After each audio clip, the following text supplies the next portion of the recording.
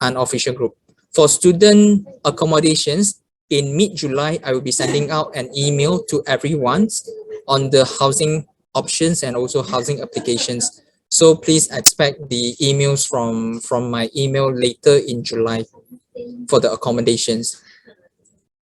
Okay, for accommodation, my passport is still being processed. I would like to know when is the deadline of submitting the passport. So for submitting your passport, as long as you get your passport, please submit to us. There's no specific timeline. As long as once you got your passport, immediately submit to us, because your offer letter will not be issued until your passport is submitted to UM. Okay, there's no deadline. But do not submit after October. Submit after October, then you can just cancel your applications. Okay, this is very clear and straightforward information for you. So for the passport, because without a valid passport or a passport with a required validity, your visa will not be processed.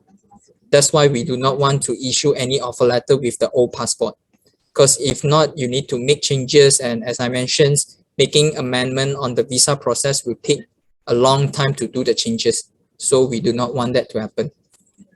Is there any way to tuition fee waiver to get? Okay, so for tuition fee waiver, there's no other way for the applications. It's all depending on the agreements between your university, which already set before the offer letter is issued. How long will I receive the offer after I submit the updated passport? Normally, after you updated your passport, after we receive it and we process within 1 or 2 days. But it is still depending on the email, the incoming email we have in the inbox. If let's say we have 500 emails, then your email is the 501 email, then you have to wait for the queue. Okay, because in total we have 500 students applying for the program, and we have 500 offer letter have to issue, so you have to wait for your queue.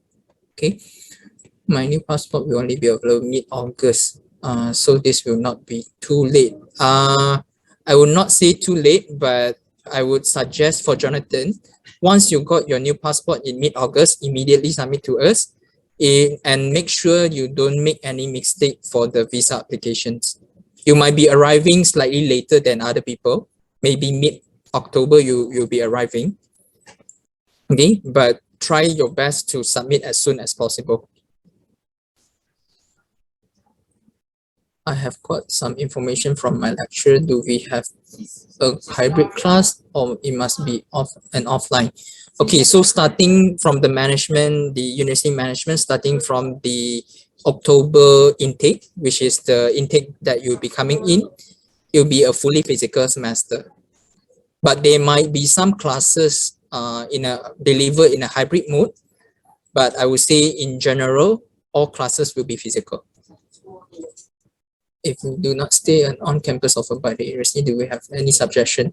Okay, for the suggestion of the accommodations, as I mentioned in July, I will share the housing options. In my email, we mentioned 2 different options. Option A is on-campus accommodations. Option B is off-campus accommodations. So for the off-campus accommodations, I will provide the website where you can look for the off-campus accommodation, like apartments nearby the campus, like what is the best options, especially the locations, like especially from the surrounding of the campus. So that one will provide the information as well. That's why I would say, like, for this current briefing, the important, we should put it on the student visa. Okay, when I accepted the offer, I attached a passport photo with a white background. It's definitely all right for the photo uploaded for the acceptance offer. You don't need to change to a blue background. It's fine for us. But